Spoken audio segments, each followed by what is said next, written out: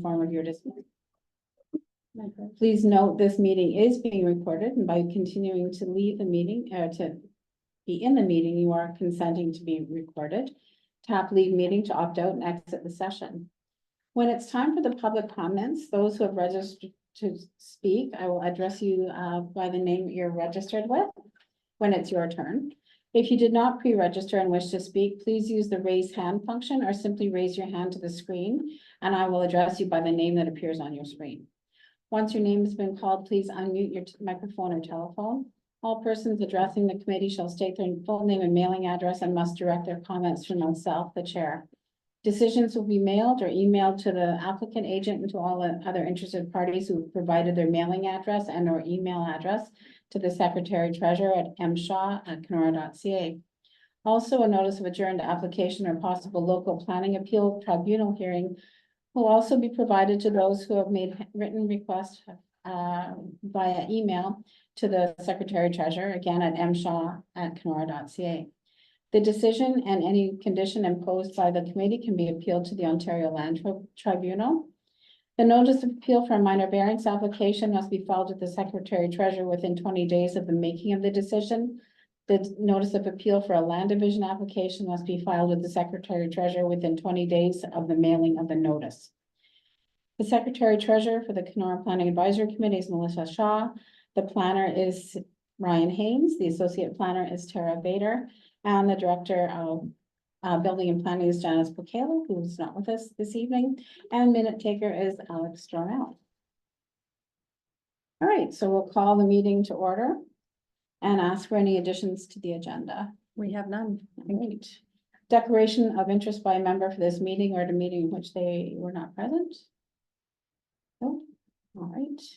Approval of minutes held on regular meeting, May 15th, 2024.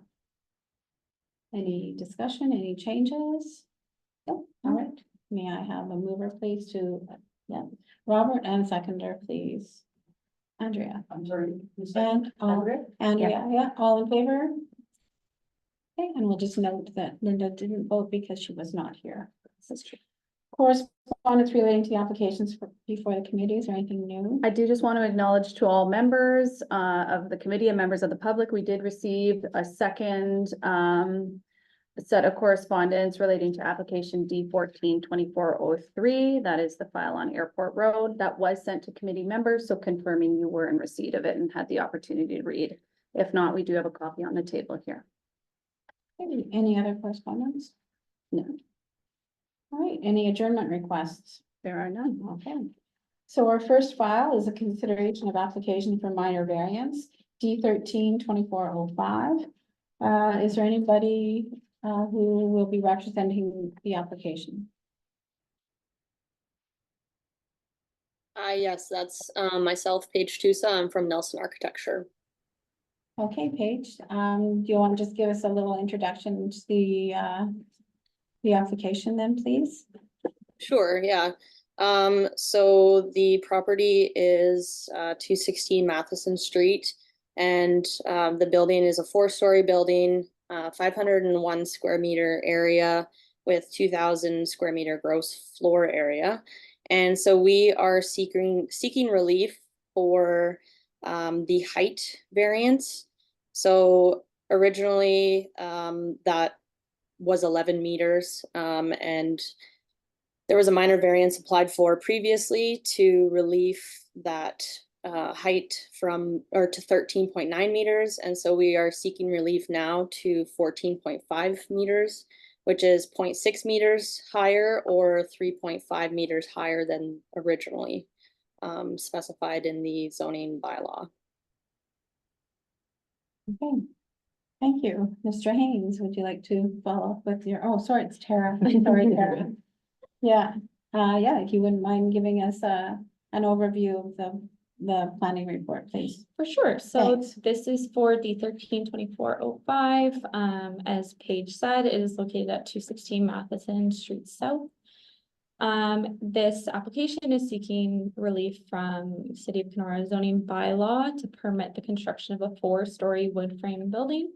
The The application is seeking relief specifically from section 4.7.3C, which requires a maximum building height of 11 meters.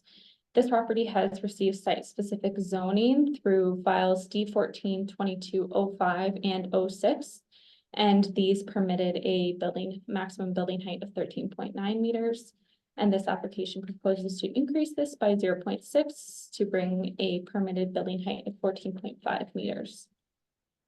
This building is proposed to provide retail space, and a caretaker unit on the ground floor, housing units on the second and third floors, and a clinical office on the fourth.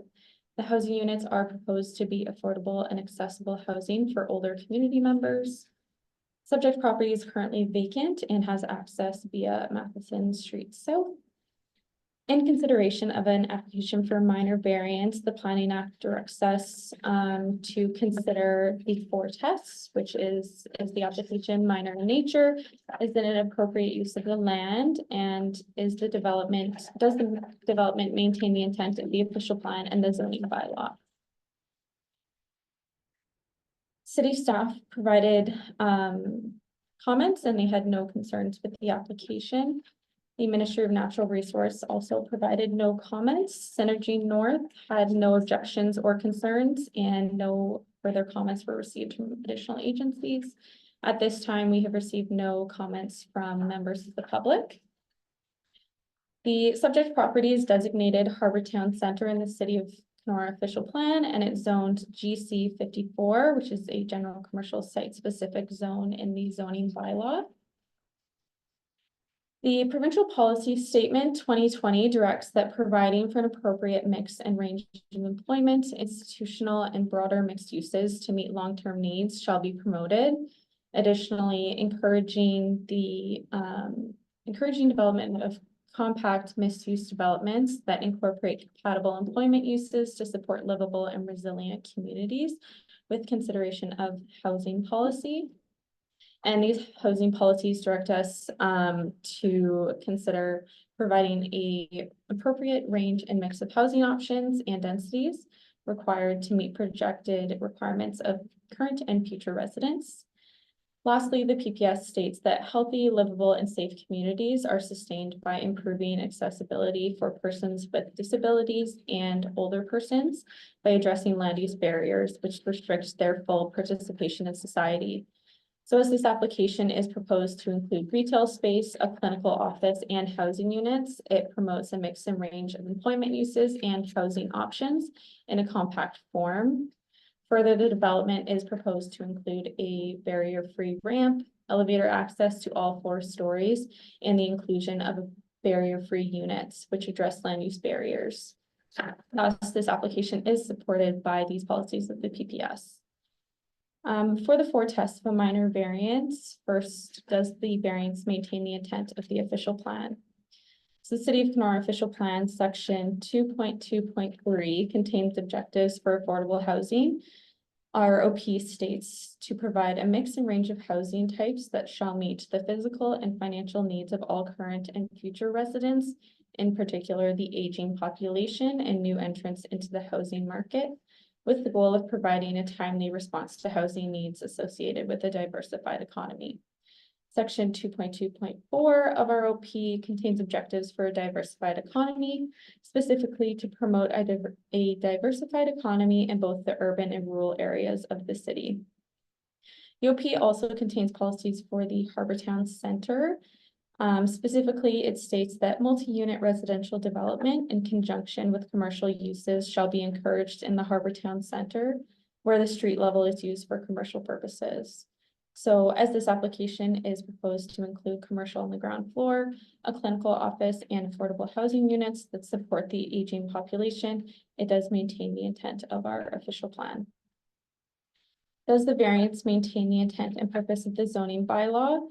So the zoning bylaw contains specific provisions for the general commercial zone.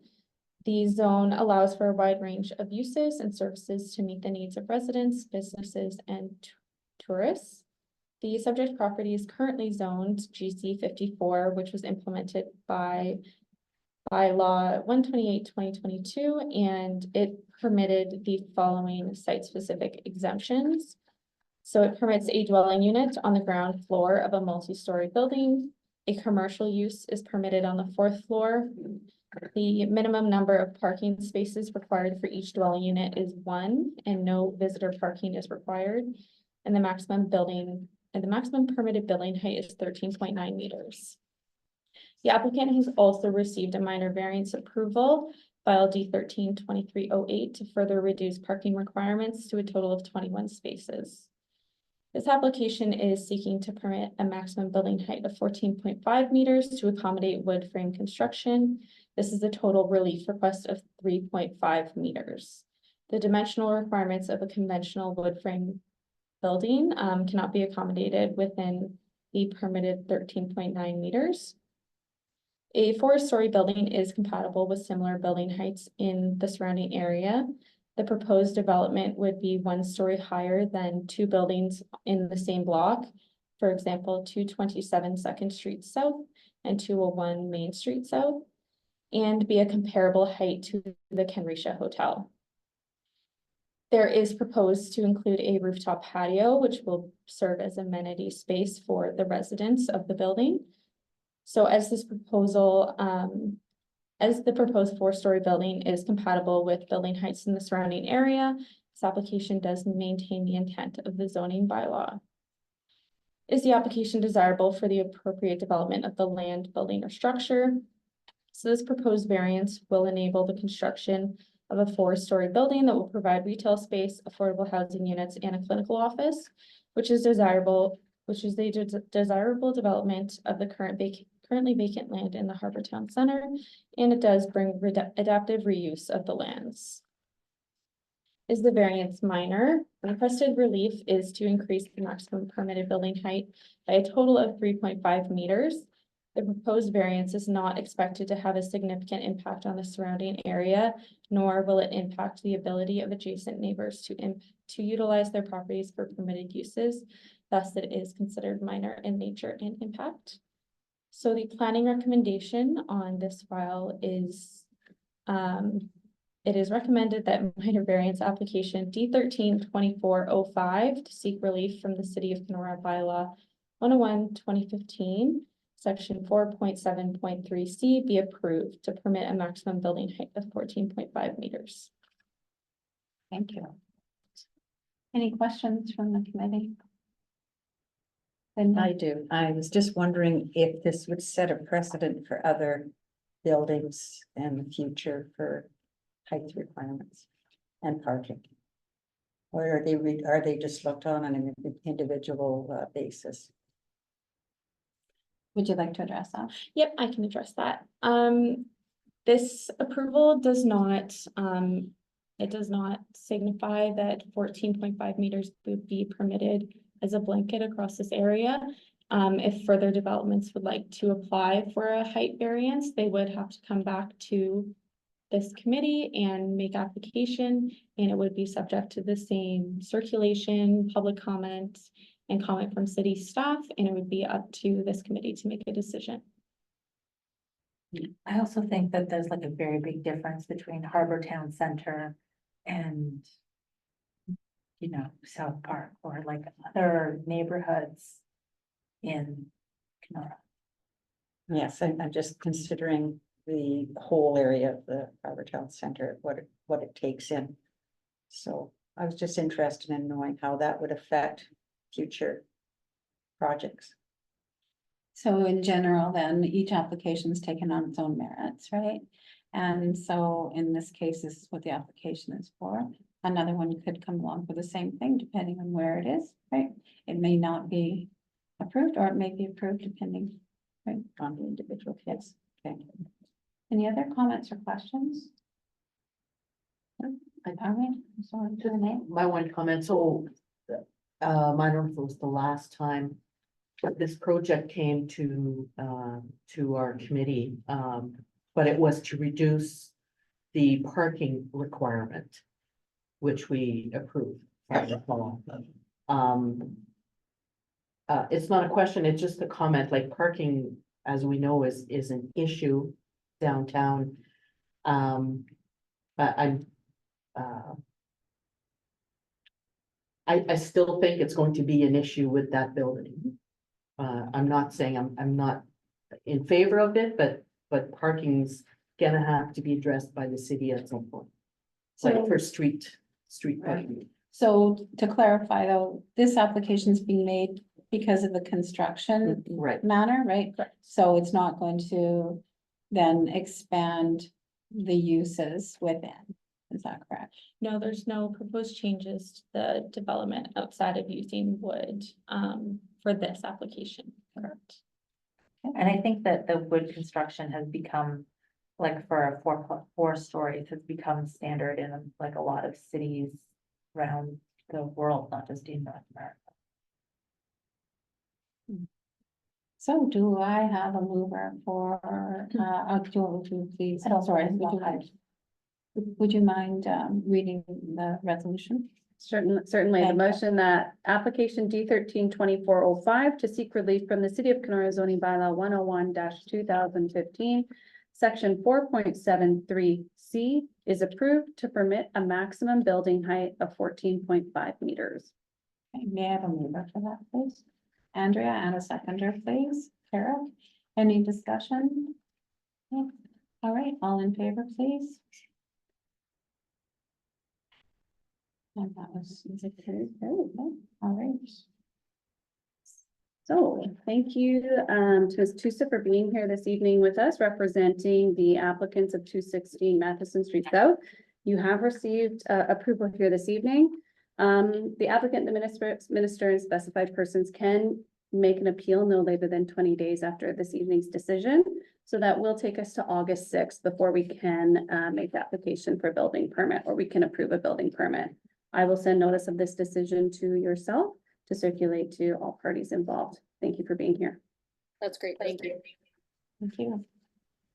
Okay, next on the agenda is, consideration of application for consent for an easement. That's a D 15-2401. Is there anybody here representing that application? Good evening, Madam Chair. It's Laura Wheatley here. I'm here representing the applicant this evening. You're bigger now, I couldn't see up there. Oh, sorry. Just give us a brief overview of the application. I'll be brief because Ms. Vader's report encompasses everything. Essentially, what we're dealing with is two vacant lots on Williams Road. This was a subdivision from 2009. And unfortunately, lot 17, the topography on Williams Road just doesn't allow for a feasible entrance. So the neighboring lot, lot 18, is going to provide an access easement so that lot 17 can construct a driveway and they can get better access to the property, which then they can develop. So that's what we're here for tonight, is just to get an access easement over lot 18 in favor of lot 17. Thank you. All right. And I'm sorry, I don't have my planning reports in front of me. Is it Tara? Yeah. All right, thank you. So this application is consent for easement, D 15-2401, and the address is lot 18 on Williams Road.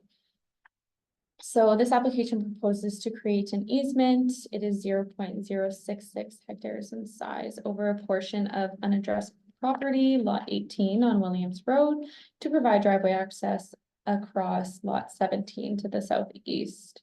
So the dominant tenant of the easement will be lot 17 and the servient will be lot 18. So in review, this application is consistent with the PPS. It does not require a plan of subdivision. It does conform to section 5124 of the Planning Act. It conforms to the City of Kenora official plan, and it complies with the City of Kenora zoning bylaw. And as of right now, we have not received any comments and there are no unresolved objections or concerns. City staff provided comment and had no concerns with this application. The Ministry of Natural Resources had no comment, and no comments were received from other agencies, and no comments were received from the members of the public. So the subject lands are designated rural in the City of Kenora official plan, and they are zoned rural residential in the zoning bylaw. Subject lands are approximately 0.89 hectares in size. Both properties are currently vacant. Proposed easement would allow the dominant lands to be developed in keeping with the City of Kenora zoning bylaw for the rural residential zone. The PPS 2020 directs the development in rural lands that is compatible with the rural landscape and can be sustained by rural service levels should be promoted. As this application is compatible and does not impact rural service levels, it is supported by these policies. City of Kenora official plan, section 4.8 contains policies for rural areas. The official plan states that development shall preserve rural character and the scenic quality of the rural landscape. The proposed easement would not impact the rural character and scenic quality of the landscape, as currently no development is proposed as part of this application. As a result, the severance application conforms to this section of the OP. City of Kenora zoning bylaw contains specific provisions for the rural residential zone. Section 4.5 of the bylaw states that single detached and seasonal dwellings are permitted uses in the RR zone. The proposed easement does not impact the size of the existing lots, and variances are not required for existing non-conforming lots. Planning Act, section 5124 provides items that regard must be had to and in the consideration of a proposed severance. These include whether the severance conforms to the official plan, the suitability of the land for the proposed development, and that the application is not premature and is in public interest. This application meets the requirements of this Planning Act section. As a result of this, it is recommended that the Planning Advisory Committee approve this consent application and grant conditional consent approval with the following conditions. First, the expiry period conditions imposed must be met within 2 years of the date of this notice of decision, as required by section 5341 of the Planning Act as amended. If conditions are not fulfilled as prescribed within 2 years, the application shall be deemed refused. Provided the conditions are fulfilled within 2 years, the application is valid for 3 from the date of notice of decision. Survey and reference plan, provide to the satisfaction of the city a survey showing the easement and described on a reference plan, and that a draft is provided to the planning department for pre-approval. 3 original copies and 1 PDF copy of the reference plan of survey, bearing the land registry office registration number and signatures as evidence of deposit therein, and illustrating the parts to which the consent approval relates, which must show in general the same area and dimensions as the sketch forming part of the application. For the city requirements, we do require that an application for an entrance permit is received and approved by the city of Kenora, that payment of any outstanding taxes, including penalties and interest, shall be paid to the city of Kenora. The original executed transfer deed of land form, a duplicate original and 1 photocopy for city records. A schedule of the transfer deed of land form on which is set out the entire legal descriptions of the pins in question and containing the names of the parties indicated. That prior to endorsement of the deeds, the secretary treasurer shall receive a letter from the owner or the owner's agent confirming that conditions through the report says 6. We are going to amend that to say 7. That conditions 1 through 7 have been fulfilled. Clearance from the city of Kenora and external agencies as required are to be included. Thank you. Right, does anybody have any questions or comments? Okay. Melissa, would you mind just reading without the conditions? Certainly. So identifying for PAC that there is a minor amendment to the conditions circulated to you today, just a numerical change in condition 5, changing number 6 to 7 to ensure we encompass all the conditions. So the motion being that application D15-2401 for consent to create an easement over lot 18 Williams Road pin 42134-0487 City of Kenora is approved, and provisional consent is granted subject to the conditions as read by the associate planner. Does anybody have any comments or questions? I'm just gonna comment saying that the reason why I said without the conditions is because these are really administrative and legal. In some cases, they're not, so I wouldn't say skip over them, but anyway, so may I have a mover, please? For approval, Robert Carrick, seconder. All in favor, please? And that's carried. Thank you. Thank you. Thank you, Ms. Wheatley, for being here on behalf of the applicant. You have received provisional approval. I will send notice of this decision. It is subject to the standard appeal period of 20 days. And if you have any questions, we can certainly correspond via email. Okay, thank you. Have a great evening. Yes. Okay, the next one, recommendations to council for amendments. This one's to the zoning bylaw, so, it is D 142403. Morgan Fuels, and I know that we do have two members of the public who are, with us this evening. And is there anybody here who is speaking, are you speaking? To introduce the application? Or somebody else? I think we have Mr. Pardon me? Mr. Howie is here. Oh, I Mr. believe. Howie is He going to the do that. agent All right. representing us. Yes, Thank you. All right, Mr. Howie, do you want to just give us a brief overview of the application, please? Yes, thank you. Thank you very much for the opportunity to meet, and thank you very much to the City of Kenora staff for allowing some good discussion from our initial look at the property to where we are today. So Morgan Fuels has looked for property in the City of Kenora for a number of years. We require access on a road that has no weight restriction. Airport Road is the main thoroughfare, and we've discussed the potential development of this property and the creation of a large buffer zone around the property on the adjacent street. We've also talked about turning half the property approximately back to residential, so therefore lessening the potential impact to the area from a natural resource extraction to the zoning requests that we're asking for. I know that there may be some questions, and we're very much open for discussions with residents in the area. We're not looking at building a highway cardlock access. Morgan Fuels already owns a cardlock in Dryden, so we wouldn't create one in Kenora because it would compete against itself with through traffic. We're looking at serving the City of Kenora area, some contractors and area residents as well. And a bit about Morgan Fuels, we're a family-owned company. We have offices in Manitoba and then across Northwestern Ontario, Kenora, Dryden, Pickle Lake, Sioux Lookout, Red Lake, and Thunder Bay. So a large family-owned company, and we've done really well because we service back into the communities that we operate in, and are very open to, like I said, create a facility there that services the area and the residents that live around it. There was an item in the report that talked about hours of operation, and I know you referenced some challenges with people with jake brakes and making noise in the area.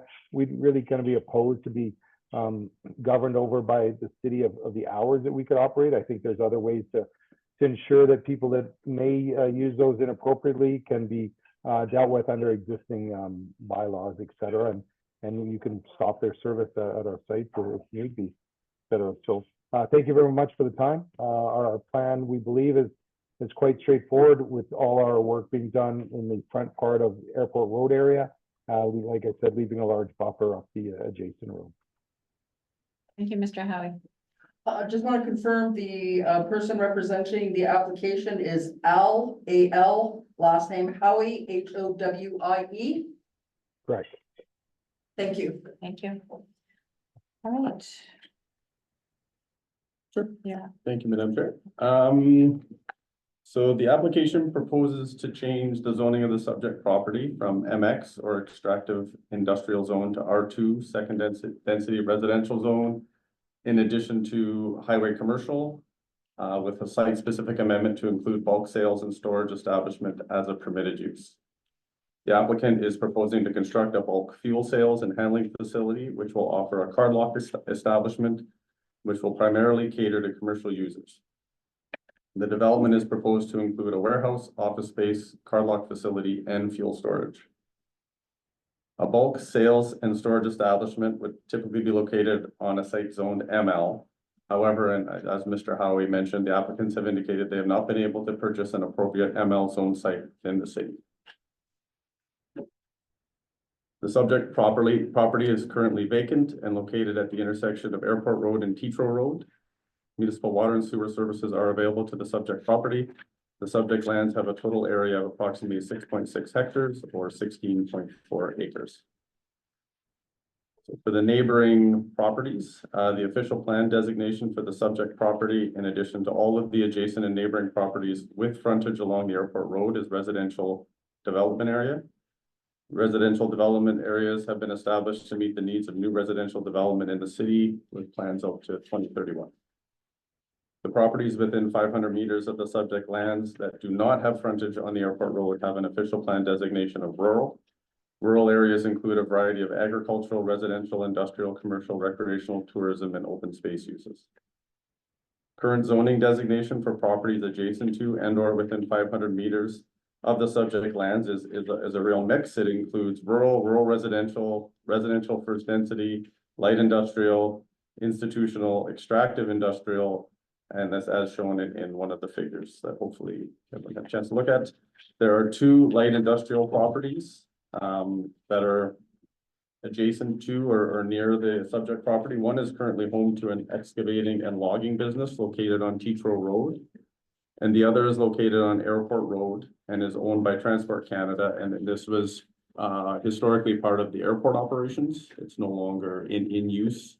But it was a tower that was, and then that's the field that's kind of across the road there. That's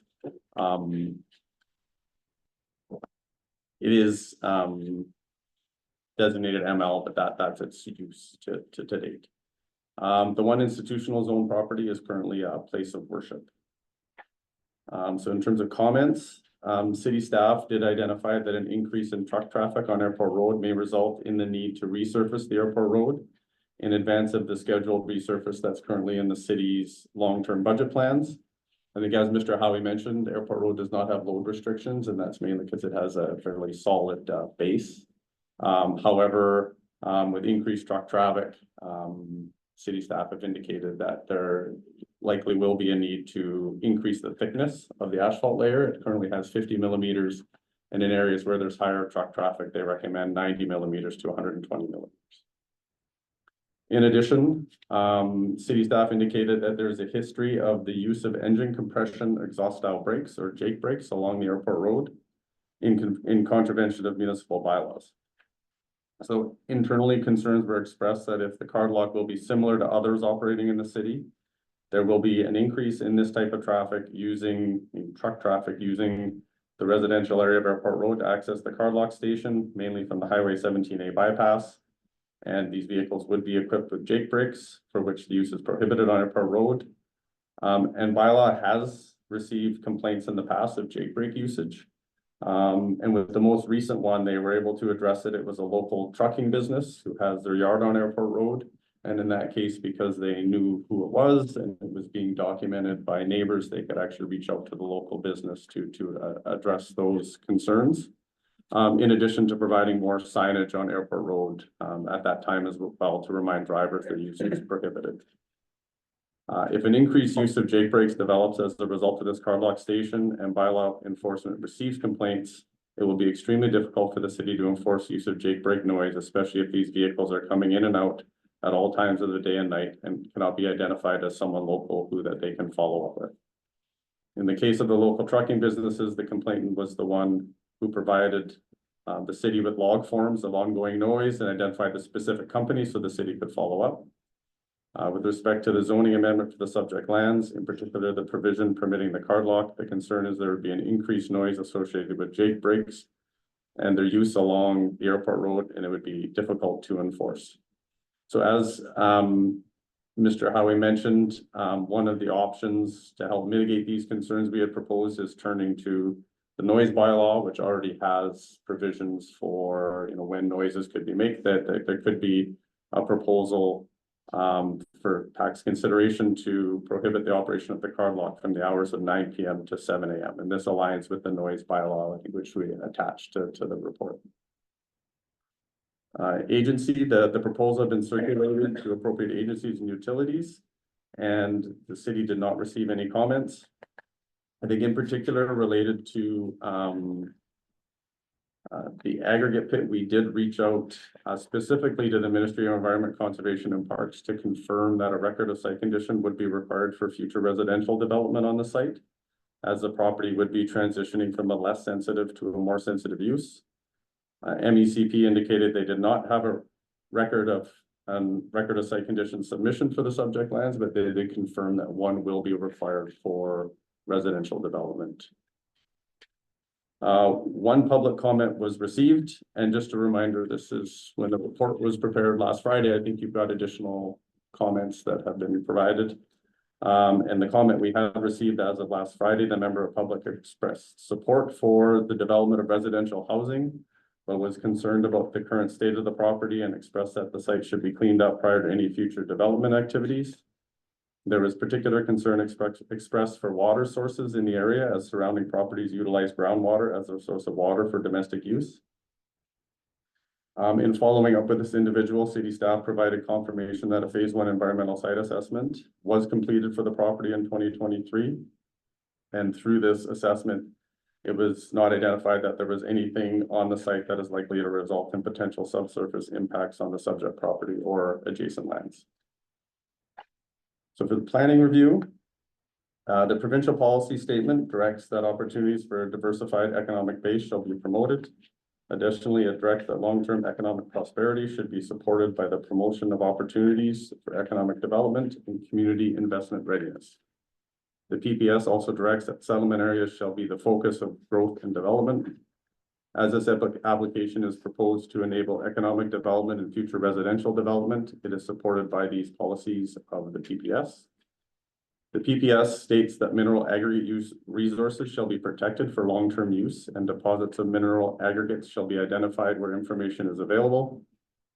The subject lands have not been identified as part of a potential aggregate area and/or a high mineral potential area within the official plan.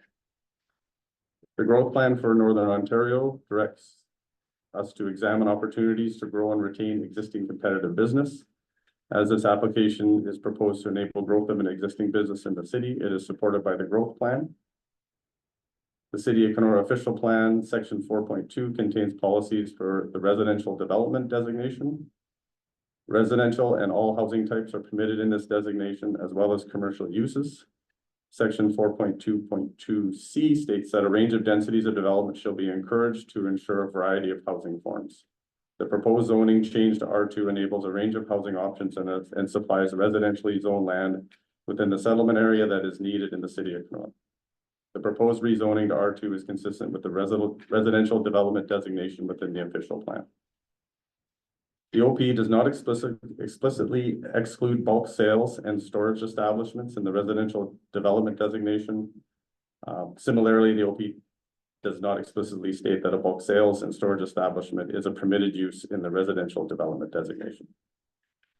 The OP also contains policies related to aggregate and mineral resources. In section 5.5, policy 5.5.1C states that rehabilitation to accommodate subsequent land uses shall be required after extraction and other related activities have ceased to accommodate new land uses. To promote land use compatibility, to recognize the interim nature of extraction, and to mitigate negative impacts to the extent possible. Final rehabilitation shall take surrounding land use and approved land use designations into consideration. This proposal has been circulated to provincial ministries, in particular Ministry of Natural Resources and Ministry of Mines, and they did not provide any comment. It is felt that the subject lands do not require rehabilitation in order to allow for future residential development, and this is not a barrier for future development in order to support development activities that are encouraged within the official plan. For the bylaw, the property is currently zoned MX, or extractive industrial zone. The MX zone allows for industrial uses associated with mineral and aggregate extraction and processing, as well as complementary industrial and commercial uses. The proposed HC 59 highway commercial zone with a site-specific amendment to permit a bulk sales and storage establishment will allow for the development of a bulk fuel sales and handling facility, which will offer a card lock service. The proposed R2 residential second density zone will allow for the development of single detached, semi-detached, and duplex housing and other compatible uses on municipal water and sewer services. Municipal services are available to the property along Airport Road. The proposed rezoning to R2 represents the potential for a substantial area of residentially zoned land with access to municipal services, which is needed in the city of Kenora as identified in the official plan.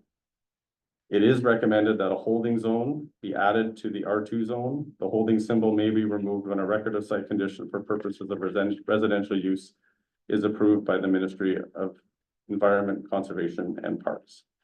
And just for, as Mr. Howie mentioned, So for the proposed lands, about 8.9 acres or 3.6 hectares, like approximately 54% of the lands will be designated as R2.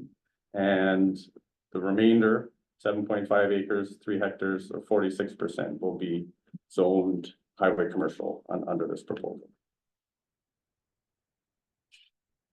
And so there is a recommendation that the amended application for zoning bylaw amendment be recommended for approval to the City of Kenora Council.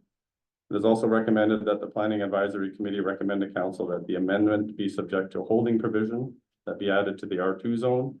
The holding provision may be removed when a record of site condition for purposes of residential use is submitted to and approved by the Ministry of Environment, Conservation and Parks. And I think may I just add some context for the holding provision. So MECP does not require that be removed until someone submits a building permit. But I think the city's found in the past that kicking that down the road, it just requires more delays and more issues for smaller, so I think it just, based on that, having the holding provision, it will require that a record of site condition and it's given the whole property is able to provide for residential development. So you don't get in a situation where someone's bought a lot and goes to submit a building permit to build a house and they've got to go get a phase 2 environmental. I think it's better to do that. The earlier we do that, I think the better for all involved. So thank you. Okay, thank you. Thank you. Okay, so this is actually a public open house as well. As an opportunity then for the committee to make a recommendation to council. So I'm going to first ask if there's anybody here who would is to speak in support of this application. And then, so do you have anything you want to? Yeah, I'd like to, my name is Karen Redden. I'd like to speak in support of this application. Can I please get the spelling of your last name? Redden. RECE. Redden. And Karen, KAREN? That's correct. Okay. So I've been representing my client for quite some time on this property. We've had, a few different projects, people looking at this property. I think this particular project is a win-win for everybody. The city's getting residential property. My clients are also getting the space they need to put what they require in it. And we've been looking for a space for them for years without any luck. And this is also something that's going to benefit, all the people in the city of Kenora. And I think it's, certainly something that housing is desperately needed in this town. And we need to get some more development. So this is a great project to, have this property being zoned residential and the other piece being zoned highway commercial. Everybody's kind of getting what they're looking for. I know though there was the one comment about the garbage or whatever, and that's not an issue on the property. So yeah, so I think it's fantastic. Okay, thank you. All right, so is there anybody who's here on Zoom who wishes to speak in favor of this application? Is anybody? Oh, we have. Hi, it's Barb Brazel, and I am one of the owners of this property. And I very much would like to say, it's been some time. We spent a lot of time with another group trying to make best use of this property. And I would like to say the support from Mr. Howie and Morgan Fuels, that there also will be a great portion of it for residential. I do, like Karen said, I do believe it's a win-win. Thank you. Yeah.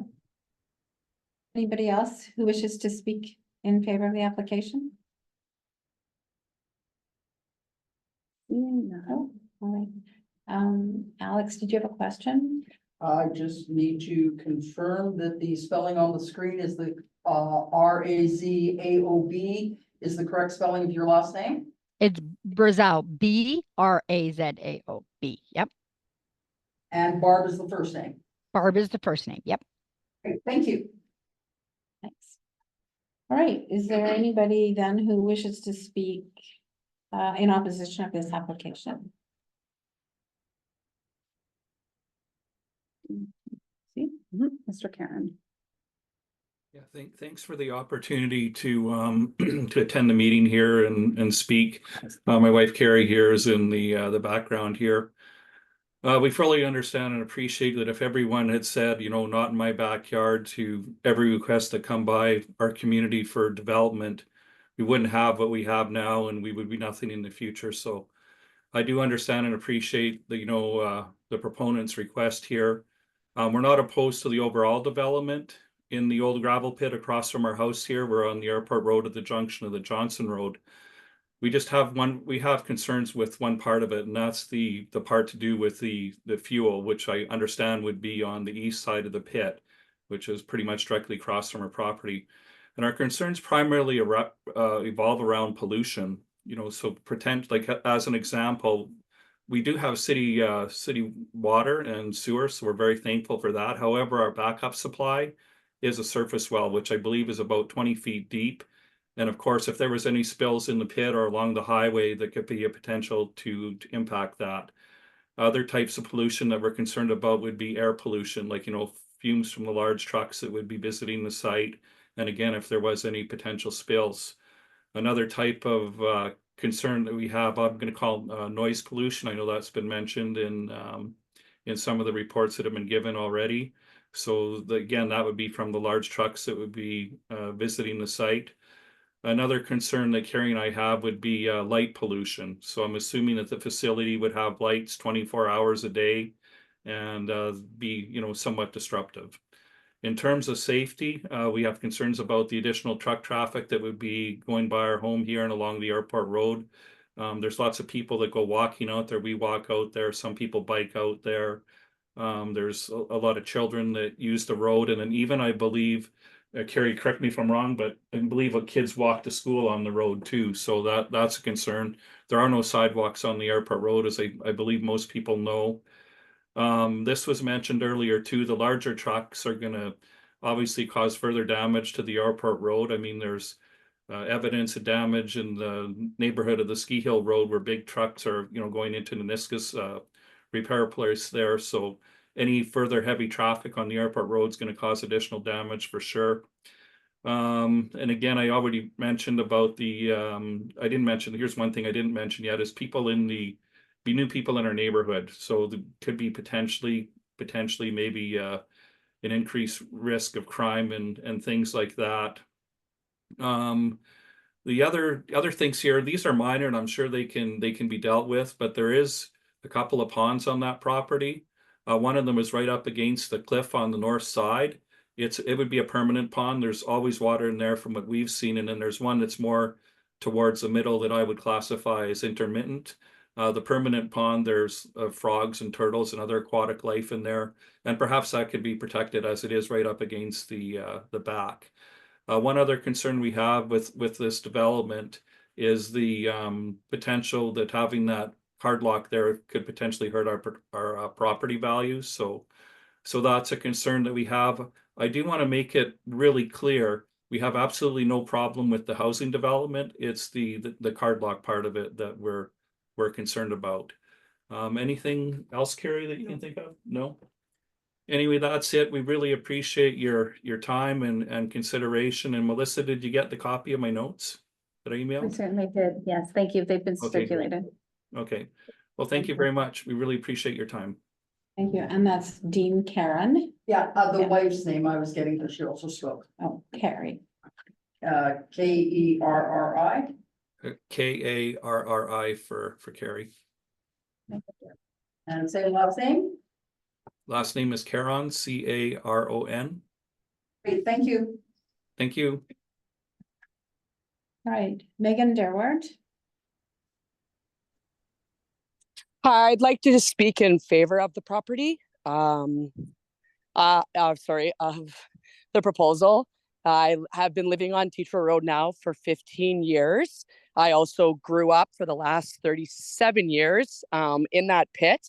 And I can tell you it's been a sad state of affairs for the last close to 20 years. It's been unused. And with the future recreation development that's happening at Mount Evergreen and the cry for housing in Kenora, this is an amazing opportunity to provide that for people that are wanting to move as well. I tip my hat to Morgan Fuels for keeping the fuel lock, from not having to make our big trucks go downtown, and from being a resident on Airport Road, I can tell you every time the highway's closed, Airport Road is the first place they reroute the trucks, and no one ever seems to have an issue with that.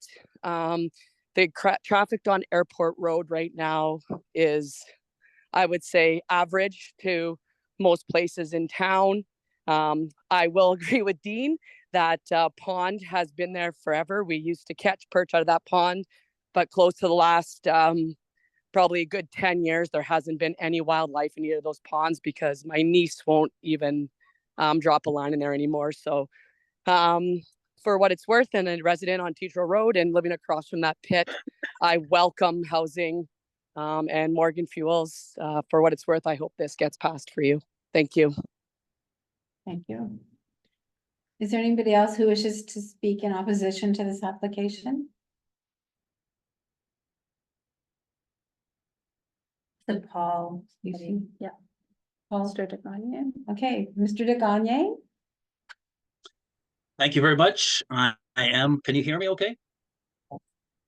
Yes, good. Yeah. I am Paul DeGagne. I own number 4 Teacher Road. I thank you for the opportunity to comment. Let me make my position plain. I fully support the application to amend zoning to allow residential use.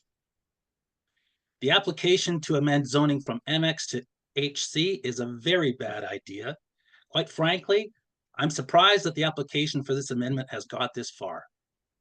This is a rural residential area. It is on Airport Road, not Airport Highway. Even the planner confirms that the Airport Road would need to be upgraded significantly to facilitate this new proposed use. While he has glossed over this fact, it is easy to understand that bringing the road up to highway standards would be a seriously expensive undertaking. As a property tax paying homeowner, I am not interested in spending money on a road that is completely appropriate for its current use. The proposed zoning is inappropriate and is baffling to me that it is even being considered. I see that Dean and Carrie Karen have submitted a list of concerns, which includes several types of pollution and other points. I completely agree with their position. My only water supply is my well, and the proposed storage facilities are notorious for spills. It's not a question of when a spill, if a spill will happen, it's just a question of when and how much. If the city allows us to proceed and my well is polluted and undrinkable, will the city cover the bills to have water trucked to my home? How about all of my neighbors' homes? This is just an environmental disaster waiting to happen, and for no reason. There are miles and miles of highway surrounding Kenora, much of it undeveloped. There is no way that this needs to be placed here. I have a short story. And if you can hear me, I'm a little jacked about this situation. To be honest with you, I can't believe it. Anyway, if you indulge me for a minute, as I mentioned, I'm at number 4 Teacher Road. My family has owned this home since 1960, and I've lived there since that time. Around that time, our neighbor at number 8 Teacher Road was approved zoning to allow their trucking company to operate from their home. This was unusual even at this time to have these big dump trucks operating in a residential area. However, the owner's wife was an employee of the municipality, and somehow zoning was approved. I can remember the big trucks idling for hours in the wee hours of the morning. In the summertime, diesel exhaust fumes would permeate the air in our home. I recall the big trucks thundering down the road, raising a billowing dust that covered everything, much to the chagrin of my mother, who had to clean them. I also remember that a year or two in the 1980s, where our water took on a mysterious, really faint petroleum smell and taste. We had the water tested, But it was only years later that we realized that the water was only being tested for E. coli and not for contaminants. I can only assume that the folks at number 8 had a spill. I tell this story just to make it clear that my family has put up with the attempted industrialization of a beautiful, rural, residential area in the past, and we're not going to stand for it again. I still have a nagging thought as to why and how this application has managed to make it this far. Is it another situation of family and her friends in a position to make these applications fly under the radar? Is there something more egregious, like bribes to the right individual? Kenora is a small town. I cannot believe that bribes are being paid. I'm not saying that they are. I'm just saying, no, it's probably not happening. I doubt very much. More likely, it's just a quid pro quo. It happens at all levels of government. Anyway, I'm gonna end. I trust that the City of Kenora Planning Advisory Committee, having given this application more attention than it deserves, will do the right thing and just say no. We must be better stewards of the land. Thank you. Thank you. I don't know if either of the planners would just like to explain, or Secretary Treasurer, what happens when you get an application for any planning and change. So something, yeah, just so that Mr. DeGagne, you're clear on how an application makes it to this committee. You want to take it? Do you want me to? I can take it. Sure. Okay, thank you. So any member of the public, or within the city of Kenora limits is permitted to submit application for any of our planning, applications. So in this case, a zoning bylaw. And when we receive that application, we must consider it. And, we cannot just deny that. That's not our role in this situation. We have a duty as planners to ensure that that applicant has an opportunity to be heard. So the application will, no matter what the application is for, as long as it has all the requirements that are laid out in the Planning Act, it will be circulated internally. It will be sent to neighbors within 120 meters. And it will be provided the opportunity for public hearing for a recommendation from PAC, and then further on for a statutory meeting at Committee of the Whole, and then a decision through council.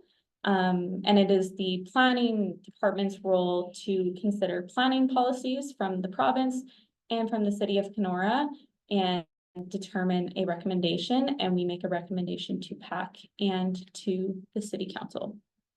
Thank you. So I hope that helps you, Mr. DeGagne, to understand how an application makes it to the Planning Advisory Committee.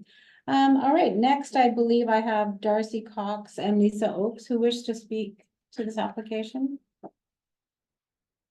Hi there, Darcy Cox. I'm at 8 Tetro Road, and Lisa Oakes is with me here.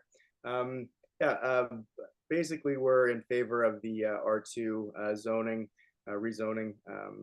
That'd be fine with us. The concern that we have with the R2 is that if they are planning on accessing off of Tetro Road for those lots, that they be matched with 100-foot wide lots like we are across the road, so that lots are equivalent to each other across the way. One of the other things, I guess, we have more questions, I guess, than concerns about the Morgan Fuels deal, just because we don't know much about it. Of course, we have concerns about spills. Same thing, we're on well water here. You know, if the spill is too big, or I don't know how exactly that works, you know, if it's a buildup over time into these catch basins that might overflow, are they drained? Are the catch basins drained? You know, lots of questions like that, you know, and even trucks just, you know, having an accident, leaving out of the area here, pulling out of the lot and such, you know, and having a spill. that is not connected to these catch basins, of course, would be concerning to us. Yeah, I'd like to know, more about it. I don't know if there's some kind of thing that we can be provided as to exactly what the catch basins are and all that kind of stuff, and more specifics about that. The other thing we'd like to know are what's the benefits specifically to the city of Kenora that it's going to be there as opposed to the current location or a different location on the highway and such. And then the other one is why do they need a city lot specifically? Are they accessing? Do they need the water access? I'm just wondering why they need to be in the city specifically as opposed to just on the outside. So yeah, I think that's all of our questions. Yeah, Lisa. Yeah, that's it from us. Thank you. Thank you. Yeah. Is there anybody else that wishes to speak in opposition of this application? Can I speak again? Sorry? Nothing. No. Can I- Oh, I'm sorry. Can I speak again? I would just like to clarify for the people that maybe they don't understand exactly what the current use of that property is. So currently with an MX zoning, that is for industrial extractive. You can have pits there, you can have all types of machinery. So currently on that entire 16-acre piece, up the Teacher Road, along the airport road, without getting any types of city approvals, they can operate a whole industrial park in there. And all those types of trucks will be coming on the airport road regardless. So if the clients aren't able to sell this property and get some realization with some type of a residential development and a mixed use, then they will have no other choice but to use the property as its current zoning now. And its current zoning, I don't think the people of Teacher Road and Airport Road fully understand what they could do with the property as it stands right now. So as it stands right now, there can be all sorts of trucking coming in there 24 hours a day. There can be, the whole place can be lit up. There can be open pit mining, drilling, blasting, that is what the MX zoning allows and permits. So everybody that lives in that area now probably wouldn't want that happening. They wouldn't want to see the blasting. They wouldn't want to see all that happening, So I think this is a great option for everybody in that area. And my family, we have fuels, and fuel is one of the most highly regulated things out there, like the MOE, like what you have to do in order, the catch basins for fuel, if there is spills, it's going to go in there. Spills have to be documented, spills have to be cleaned up. Spills are not, nowadays, spills don't get into the ground. Like, there's so many steps for that Morgan Fuels will have to go through in order to put in that card lock system, just to meet all their requirements, that if a spill happens, it'll be contained and it has to be documented, it has to be cleaned up. So they're not, that opportunity to get the groundwater, it's not 50 years ago. It's not when, people were dumping gas out on the ground. Those things are all now, it's so regulated. Those things just don't happen now. Thank you. Okay, so what I'm going to do now is I'm just going to have, just so everybody understands, is the committee now will discuss and ask questions. And if we have questions of you, Mr. Howie, Mr. Cox has his Mr. hand Cox. raised again. I'm not. Sorry, do you have another question, Mr. Cox, or another comment? Yeah, just a question actually regarding that. So Karen's saying that basically anything can go there. I'm just wondering if that's true, that there'll be no more permits that need to be okayed by anybody and they can just put anything that they want there. Haynes, would you like to address that? I think they would not need to apply for rezoning so they would not have to go through a rezoning for any of those uses that were listed. Now, whether or not, depending on the type of development, or if there's a change of use, there may be, whether it's site plan or some other things we may need to go through, but certainly for zoning, that list of permitted uses, they would not need to rezone for those. If you want to read the permitted uses, Mr. Haynes. Sure, yeah, and then here they are, sure, contractor services, forestry use, mineral aggregate operation, mineral mining operation, open storage, and transportation depot are the list of permitted uses under that zone. Thank you. So, Sorry, Tara, I don't know how to put my hand up in this. I do have one little question, if that's okay. okay, yep, who is that? Mr. Karen. Oh, Mr. Karen, sorry. Go Yeah. ahead. Yeah, hey, I'm just wondering, like, again, we have no objection to the housing. Could it not be housing in the entire area that we're discussing here for the project? Is that not possible? So the application is for a mixed use and for residential, so that's what we are looking at doing now. It's up to the applicant to, or developer, then to make those applications, and that's what we've received this evening. Okay. Okay.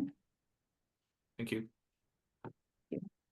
Okay, so if we have questions of the applicant or agents, then the committee will then be able to ask those questions through myself, the chair. So let's just start there, and then the public now has had their opportunity to make comments.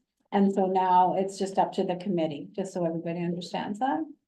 So, does anybody have any questions or comments? Yes, Robert. Just a question. Mr. Howie talked about the card lock. I thought he said there was not going to be a card lock in this facility. So Mr. Howie, that was a question I had written down as well. Would you mind explaining that, please? Yes, I can pull up the page number here while we're talking. The report, the site plan does show that there's a card lock proposed for the site. On our layout, sorry. Yeah, so if you look on page 7 of 7, it shows the pump islands and the concrete pads, et cetera, with catch basins for a card lock. So, and that card lock is available to whomever applies and receives the card, so it's not just local residents, it's somebody who could come off the highway as well, correct? Yeah, it won't be designed for a large commercial highway property with canopies, et cetera. I'll give you the example of the large Husky site in Dryden, for example, or our own site in Kenora, in Dryden. We don't want to compete against ourselves. It's more designed for the city of Kenora area. With people coming off, Morgan Fields would issue the cards directly. We can control who uses it. If we do have issues with customers who use Jake breaks, et cetera, we could easily shut them off and close that down through some discussion. But yes, we're being upfront and talking about the card lock. We've also looked at the best use of the property for potential residential development, and we haven't allocated acreage off on the back. There is some property at the back of the property, or area at the back of the property that has large cliffs. We're trying to be upfront and really look at best use of property instead of saying, hey, we'll give up 4 or 5 acres for potential residential. It's really not possible at the back of those cliffs. So that's why we moved the residential opportunities to the side of the property up Teacher Road. And I like the idea of the 100-foot lots to match on there. If that development moves forward in that area, Morgan Fields would not have an interest in buying the property if we couldn't develop it for the proposed use. We're not in the land development area, and discussions and design with catch basins is very, very regulated to ensure that if there's any release of product, whatever size, it's brought right into catch basins themselves. Light designs, et cetera, can easily be done to make sure there's minimal, if no impact on neighborhoods. Thank you. Clarified to some extent. Yeah. Okay. Anybody else have any questions or comments? I just want to talk about like the remediation of the residential side that you talked about doing it earlier, you said, in the holding zone? For the record of site condition, yes. Yes, and so that means that what exactly do they have to do before, because I'm guessing that part, there's like an open pit and stuff it didn't go because of the bear. So like what exactly are they going to do to the new residential lot? Like, are they gonna do something right away? So the holding provision would be on the residential portion. And so that would be if anyone wanted to do a severance or subdivision of those lands, and or even if someone wanted to buy it and put a building up, right? And a residential build, industrial to residential. They're gonna fix it like now so that he can then sell that part to a developer. Well, I mean, that would depend, I mean, that would be, I guess, up to Mr. Howie if they wanted to sell that portion of the land, right? And then whoever purchased that wanted to sever or subdivide it, they would be required to remove that holding provision and get the record of site. So you're preparing the entire R2 portion, so that it can be, developed by whomever. And individuals, if there was a subdivision or a consent, individuals wouldn't have to go and get their record of site condition for each lot. This would be the entire piece of property, and that's under. None of that remediation actually needs to be done, and so we could rezone this half R2, and then he could build his card lock on the other side, and he might not actually remove that condition, and nothing will happen, so that if a developer wanted to put a subdevelop, they would have a lot of remediation still left to do. So just to be Correct? clear, we have no idea how much remediation, it could be none, like, so they've already done a phase 1 assessment on the property, and that may be all that Ministry of Environment, Conservation and Parks require for record of site condition. That'll just depend on what the findings were and whether or not MECP is satisfied with what's in and if they did find areas that do need remediation, then that would be a requirement of the record of site condition, but it's But possible. he could discover this and then go through with building his card lot, and then this lot would be essentially undevelopable because none of that pre-work to get it ready to build houses on hasn't been done. Correct, but the holding provision is to have that happen earlier. There is no requirement to get a record of site condition until you put in a building permit. But we don't want to get in a situation where someone comes in and puts in a 20 lot subdivision, and then you have 20 new homeowners that have to come up with 20 records of site condition, right? So this is a way of doing it at the front end and putting the holding provision on, recognizing this now, right? And putting the holding provision, so if and when someone does want to develop it for residential use, this is already taken care of before they start selling individual lots. So the purchasers of the individual lots don't have that as a requirement of their building permits. But like, the lot isn't currently ready to build houses on, the provisions haven't been done. And so it might be that this lot, like the portion that gets rezoned R2, stays vacant for another 50 years while this card lock is under operation. So it's not actually, it might not actually contribute to. Certainly, like what the requirements are for the record of site condition is an unknown, right? And what those conditions are, like to, I guess to give you a reference point, I mean, we've got properties on the old pulp and paper mill site, right? Where we've got residential developments going up there that have gone through the record of site condition. So I think in most cases, except, you know, the most extreme, there is a remediation path forward. Now, there are expenses, right? Depending on the amount, which may become too onerous, but yeah, but certainly that's one of the things. What is required for the record of site condition is an unknown for whoever does purchase and want to develop that property for residential use. Well, and as it stands right now, it Sorry, hasn't. Karen. Yeah. It's just, no more public unless we. Sorry. Okay, that's okay. And then like for the highway commercial, for what Mr. Howie's proposed use is, that is not considered a more sensitive use. And that's why there is not a record of site condition required for those lands, because it is also being used for what they would say is a less sensitive use, right? So that's not what it's not required for. It's the use that triggers it, not the zoning. right? So but we're trying to attach it to earlier on, recommend that it become a holding provision earlier on, again.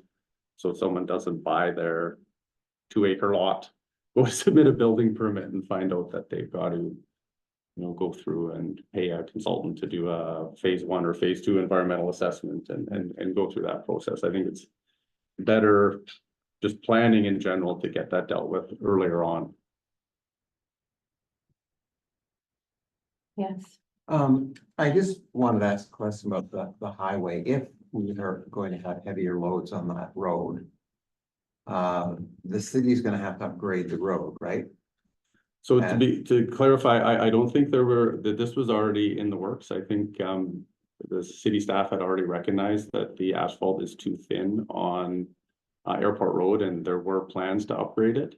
I think what's happened is they're looking at moving that up. Like if this cardlock's approved, instead of that being done, I can't remember, like that was part of, say, a 9-year plan, they'll move it up to year 3 and have to figure out how to move up because they've got long-term plans and roads that are identified as priorities for upgrades. And my understanding, there was already plans to upgrade this to 90 millimeters or 120 millimeters to meet up to this standard. They were just going to have to, or were likely to change the timing of it if this development were to go forward with the card. I think we heard tonight a lot of valid points from members of the public, both positive and negative. Some of the ones that stick out in my mind include the increased traffic on that road, and I drive that road a lot, so I know there's a lot of pedestrian traffic, so people walking, people cycling, and with no shoulder currently. So I'm hoping that as part of the city's resurfacing of that highway, they include like paved shoulders to accommodate.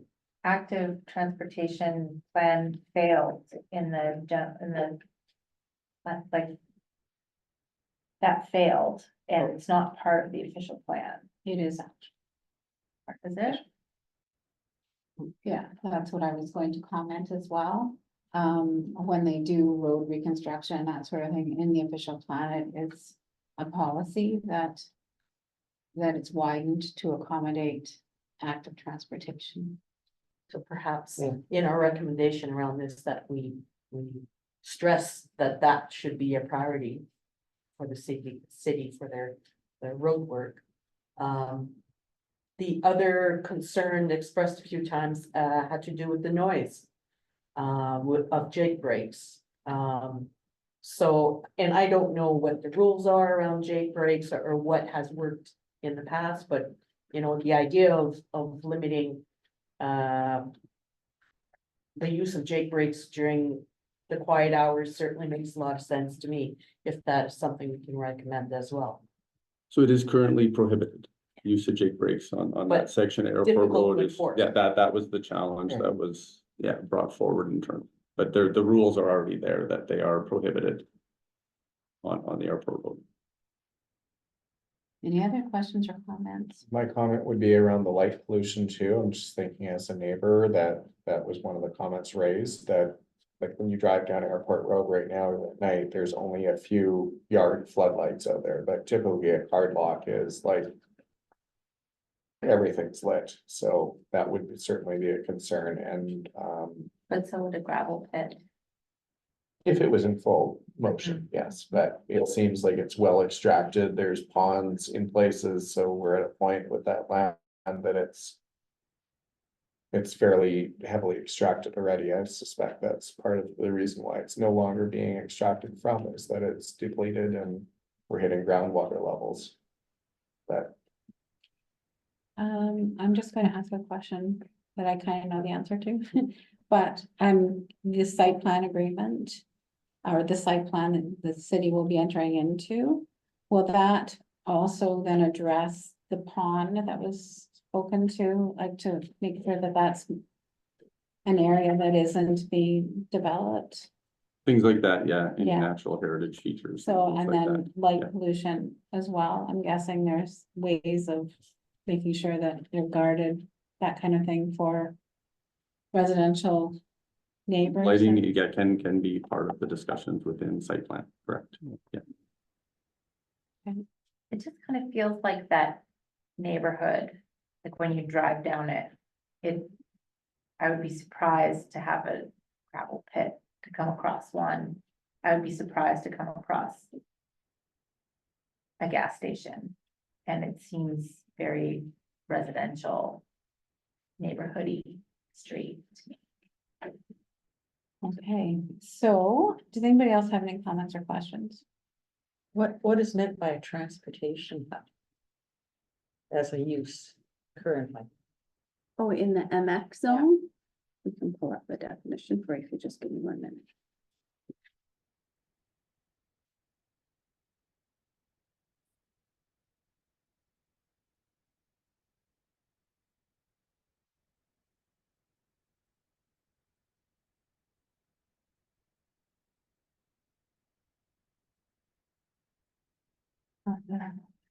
Yeah. Oh, look at you faster with your. So it's any building or land where buses, trucks, or tractor trailers are rented, leased, kept for the hire, stored, or parked for commercial purposes, or for ticket purchases, and may include a convenience store or restaurant. Storage? Pardon me? You said storage or? Yeah, storing of vehicles.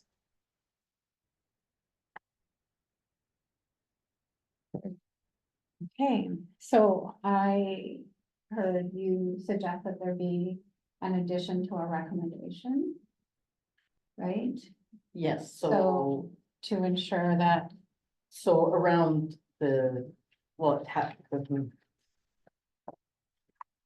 if I guess may not be specific to the project, but it's more a recommendation for the city to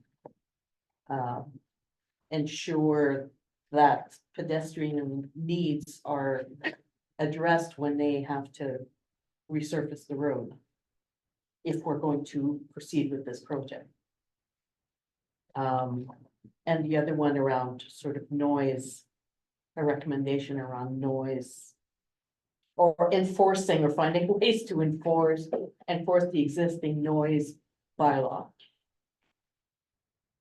so there was discussion about maybe ensuring that the hours of operation were reduced. Any thoughts on that? What are the hours of operation right now? 24/7. 24. Yeah. So my comment to that is, I think integral to this whole business is that it's accessible to whomever's coming off of the highway to fill up their rigs or their vehicles. So I mean, Shell downtown's 24/7, I think. I don't know about Husky anymore. There are several gas stations in the downtown area that are. I also think that that would be probably, in my opinion, something that would make their business plan change a little bit. I just was going to read, so Airport Road is considered an arterial road, is that correct? I'm thinking. So then they're talking about, they're intended to carry large volumes of traffic between areas and neighborhoods. And the city shall protect the carrying capacity of the arterial road, and one of the points, E, is designing cycling facilities as an integral component of the carrying capacity of the arterial road. So What section of the OP was that in, Todd? that is in. Say cycling Seven. capacities. 7. Point, yeah, cycling, so 7.2. So, yeah, and it says just city transportation network should emphasize alternative modes of transportation, such as walking, cycling, snowmobiling, cross-country skiing. Accessible for mobility, connectivity, and provide a healthy, sustainable, active community. Madam Chair, what Yes. document do you, I got the section, I didn't get what document that's from, That's the official plan. official plan? Yeah. Okay, I've got one more question. Okay. Sorry, I don't know if I misheard Mr. Howie say something about doing something with the lighting. Did he? I can speak to it a little bit for sure, and controlling something like that in site plan is a great way to have those discussions with the city of Kenora and ensure residents in the area are not impacted by it. So LED lights now are really a great energy saver. They also have some great abilities to specifically control line with straight lines. It's not your old incandescent light bulb that you shove up into a tall lamp and it just radiates. I'm sure the city of Kenora has moved a lot of their lighting over to LED lights where you can control the light stream. You can bring them down shorter in different areas, such as in front of a card lock, to bring it down to a low area to reduce light distribution for sure.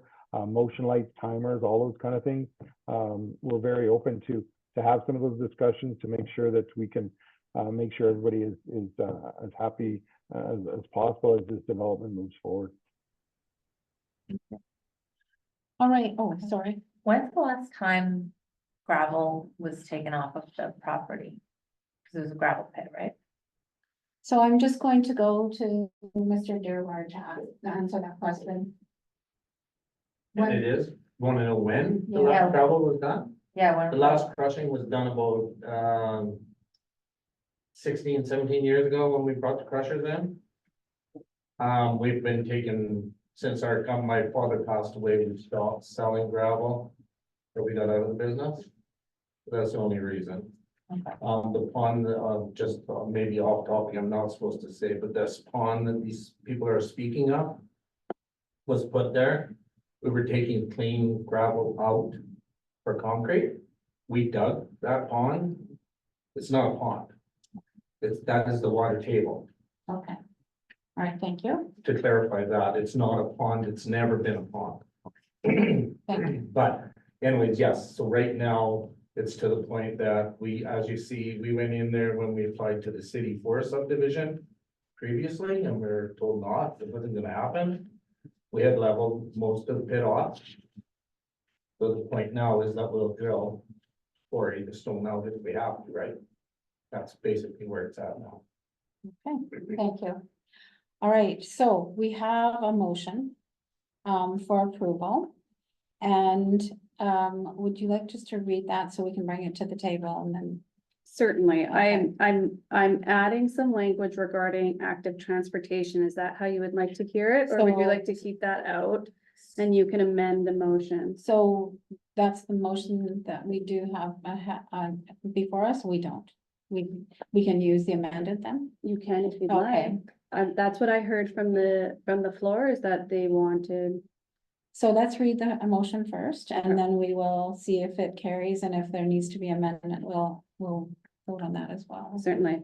Resolve that the Planning Advisory Committee recommends that the Council of the Corporation of the City of Kenora approve application for zoning bylaw amendment, file number D 142403, with amendments for subject property located at an unassigned address on Airport Road and legally described as parcel 14151, section or part location D39, Jeffrey, part 1, 2, and 323 R6789. It is identified in a schedule to this recommendation.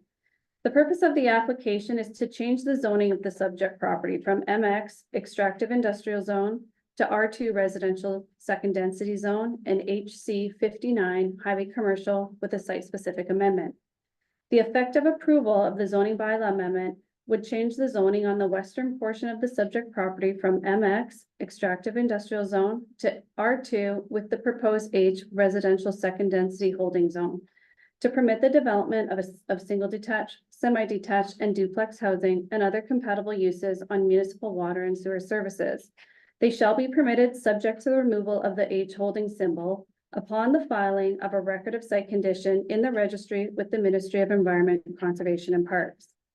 The effective approval of the zoning bylaw amendment will change the zoning on the eastern portion of the subject property from MX extractive industrial to HC 59 highway commercial with a site-specific zone to permit the establishment of a bulk fuel sales and handling facility, including a warehouse, office space, card lock, and fuel storage. The committee has made an evaluation on the application upon its merits against the official plan, 2015, zoning bylaw, 101, 2015, the provincial policy statement, 2020, the growth plan for Northern Ontario, and provides a recommendation to council purely based on these matters, whereas the committee may not have had the opportunity to hear internal department, stakeholder, or public comments in full. So what I would like to do is have a mover on this, so we can bring it to the table and discuss, and if there are amendments, then we will go forward with those. So may I have a mover for this resolution? Renee, and a seconder? Okay, Carrick, all right. So what I'm hearing from our previous discussion is that there needs to be an amendment to this. We need to vote, right? And so we're gonna have to call for the vote for this one. And then if it fails, then we will call for a new resolution, which would include the amendments that this committee would like to see. Okay, all right. So we have that on the table. All in favor? Okay. We have Chris in favor and all opposed. All right, so would you like to make another motion for a new resolution? So, I move to, By Renee? Renee. Yeah, no, I'm just saying by Renee. To, I don't know about the wording, but to have, active transportation considered,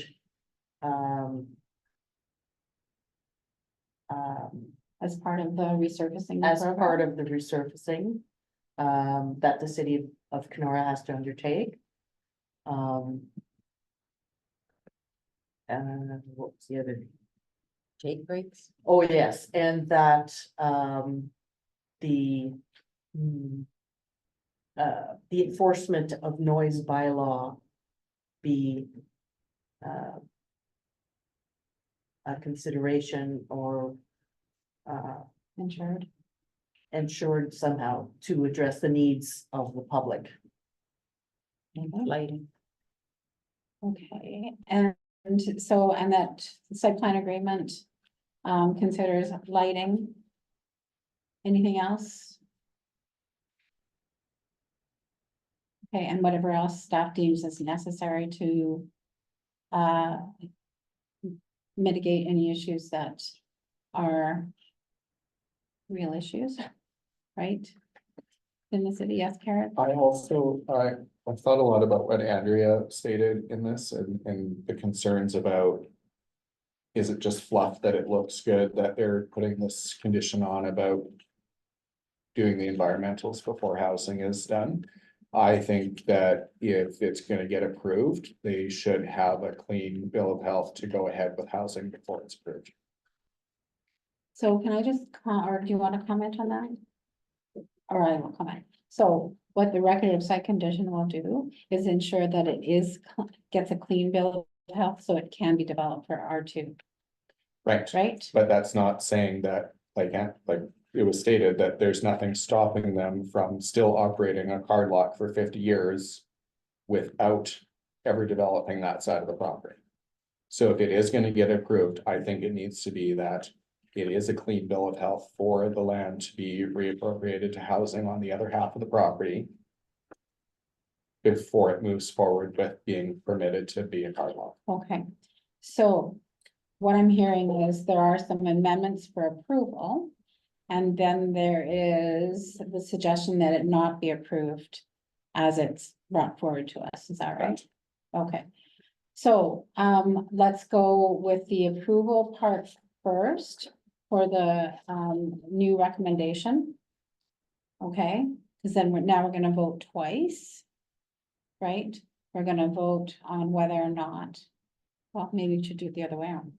We'll do it on whether or not it should be approved at all, whether it should be refused until such time as there is a record of site condition provided for the development of the R2 section, is that correct? Okay.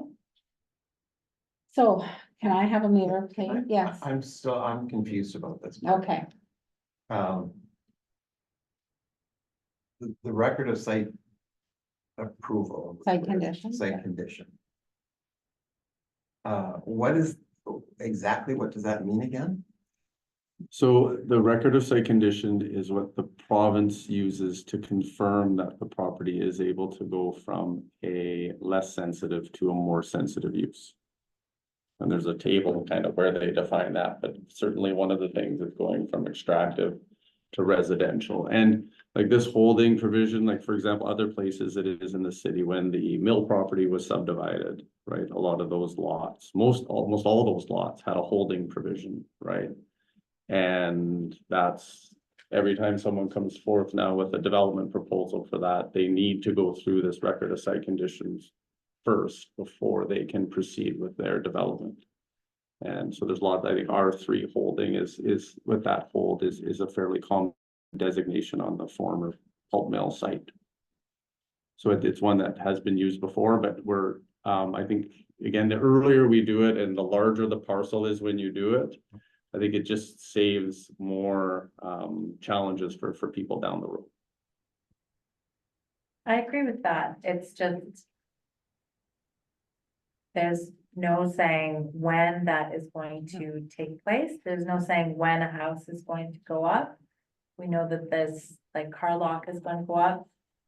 The purchaser is not a developer, is not likely to develop the other half, and then somebody will, so I'm just. But it does. I'm not feeling, I am personally leaning towards declining the entire project. Cause the approval is like, I would vote to make half of it residential and then no change on the other half. Or but that doesn't seem to be an option. So I'm Linda, just do you have a leaning, comment? Oh, I was just, what I see it is that you haven't got control over who's going to buy it and develop it. But they're Yeah. not going to buy it and develop it unless these conditions are in place and it's all set up so that it's ready to go and the developer knows that he can legally do. I mean, there's no way that this person can say, yes, it's going to be sold tomorrow to a developer to develop homes. And that's what you want to see, right? That's what you're saying. You want to know that that's going to be used for homes. So it's going to be set up so that it can be used for homes, right? but there's Yeah. no guarantee. Well, even with or without the holding provision, right, there is No. no guarantee that the property will be developed, No. right? That's the, Right. we can just set the Right. table, but can't, yeah. Yeah, I don't think we can. We I can't don't put think we that. can. No. I can speak to a Yeah, couple with of that. items. Just one comment was made that Morgan Fuels is not a developer of property. I can tell you that the ownership of Morgan Fuels is currently developing two residential locations in Sulica. One's approximately 11 lots, including waterfront, and another one's a multi-residential property that they're developing. So there's some knowledge and some abilities to move those forward from a concept to reality, for sure. One is just work through the municipal councils, most steps of it at least, and those lots will soon be for sale. The other comment about the readiness, we'll say, of the property for housing or commercial development, any type of development. Morgan Fuels does not want to buy contaminated property. We don't want to get into the case, nor does anyone else. So there already has been an environmental assessment done, a stage 1 environmental assessment done that has said that there's no issues with the property, and that allowed us as a company to step forward through the next step of this to move forward with the development. We would not be buying a property that has historical challenges to it or large costs to it. So agreeing to this discussion that the city of Kenora brought forward to us of putting this, call it a hold, call it a stamp of approval required in another step, whatever terminology you want to use, that we're very comfortable with that, with having this property clean, call it ready for development, whether we develop it first, initially through everything and do all the land shaping at the beginning of the project and then go back and sell it, be it lot at a time or to one developer. Somebody may come in and say, look, I'm interested in buying this now that it's rezoned this way and we have this bill of good health on it, that's an option. I'm not discussing that. Our proposal here, our discussion tonight is simply the zoning of the property, not when a lot will be developed or when it won't be. I did speak earlier to saying that we're not trying to hide anything in the background by saying, look, we're giving opportunities or a percentage of the property up for development, that the land that's set aside for residential development is prime real estate. There's no doubt about that. It's not at the back of the property, inaccessible. There's not a cliff involved, etc.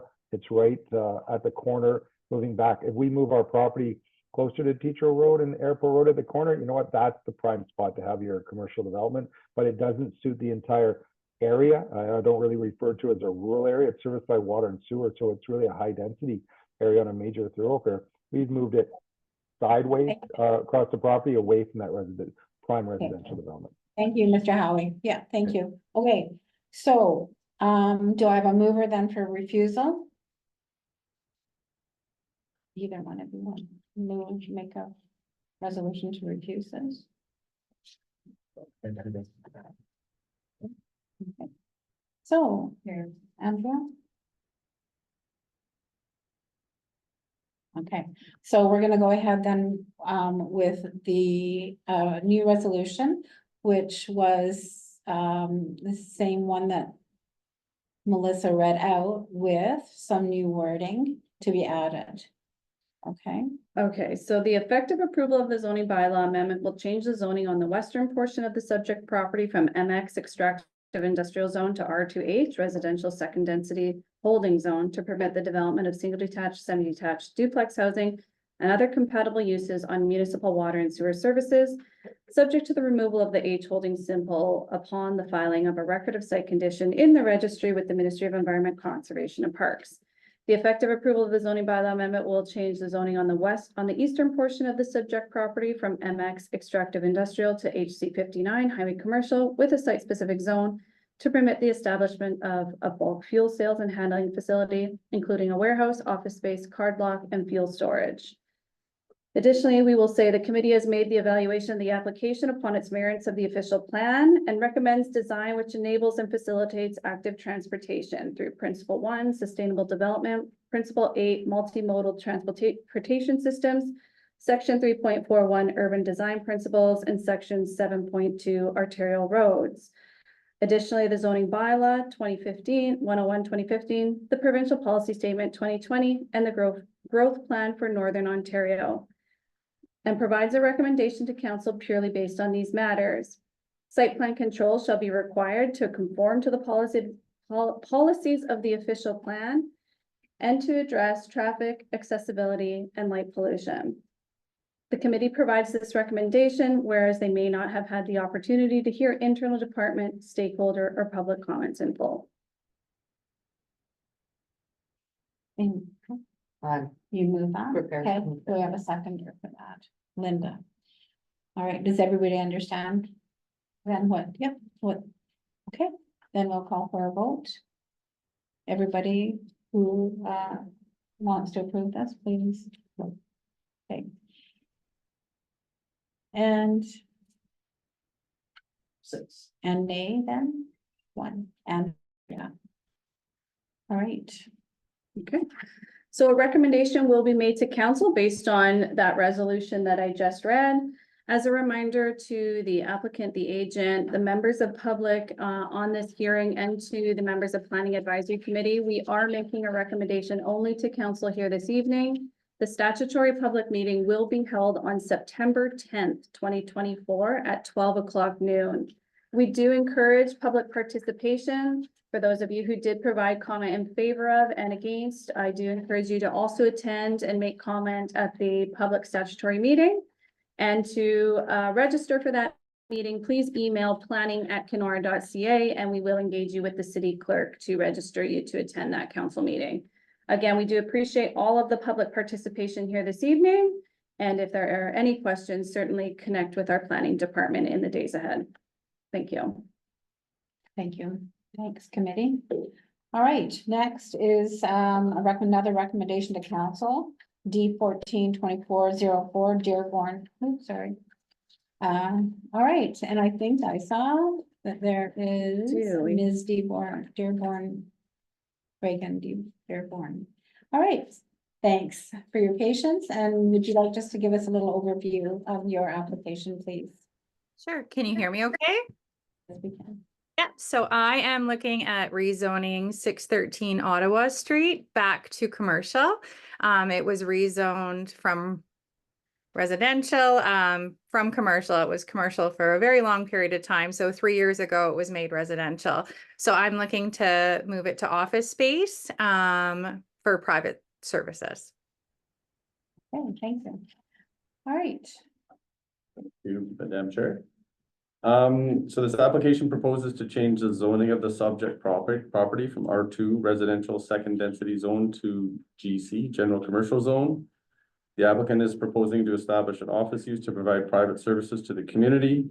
The applicant has not been able to secure an appropriately zoned property within the city of Kenora for operation of their business. This property was previously zoned general commercial prior to a zoning bylaw amendment in 2021, so the property has a history of commercial zoning. The subject property is located at the corner of Ottawa Street and 10th Street in the neighborhood of Keewatin. The subject lands are approximately 0.045 hectares or 0.11 acres in size, and the property is serviced by municipal water and sewer services. The building is currently used as a 2-unit short-term rental listed on Airbnb by the owner. The subject property has an easement along the eastern property line, approximately 3 meters in width, which does overlap with municipal infrastructure or a storm sewer line.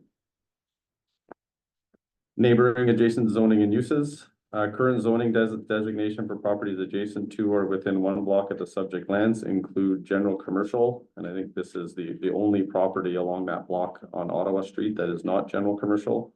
And then residential first density and residential third density moving back from Ottawa Street. City staff identified that the parking area identified in the site plan will require an entrance permit prior to construction.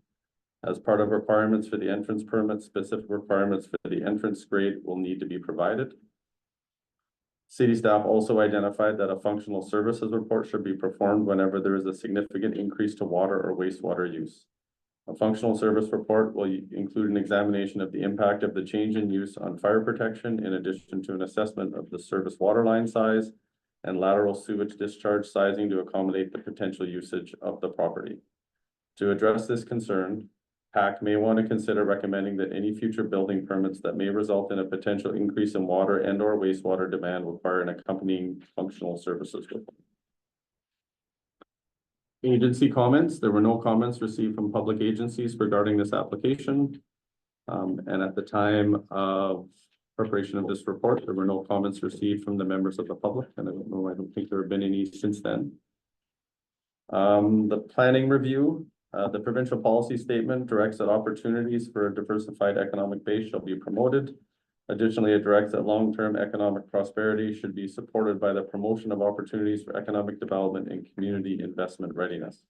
As this application is proposed to enable economic development, it is supported by these policies of the PPS.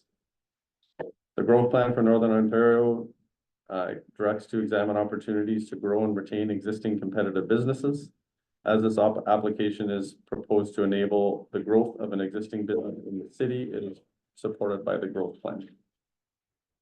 The City of Kenora official plan, section 4.2, contains policies for the established area designation, residential, commercial, industrial, and institutional uses such as schools, places of worship, cemeteries, long-term care homes, hospitals, and healthcare centers shall be permitted in the established area designation. Section 4.1.2E states that minor changes to land use that are compatible with existing land uses do not result in significant increases to traffic, dust, odor, or noise, are similar in scale to the surrounding built form, and that improve the quality of life for area residents may be permitted through an amendment to the zoning bylaw. As the surrounding land uses are commercial and residential, the proposed change in zone commercial is compatible with existing land uses.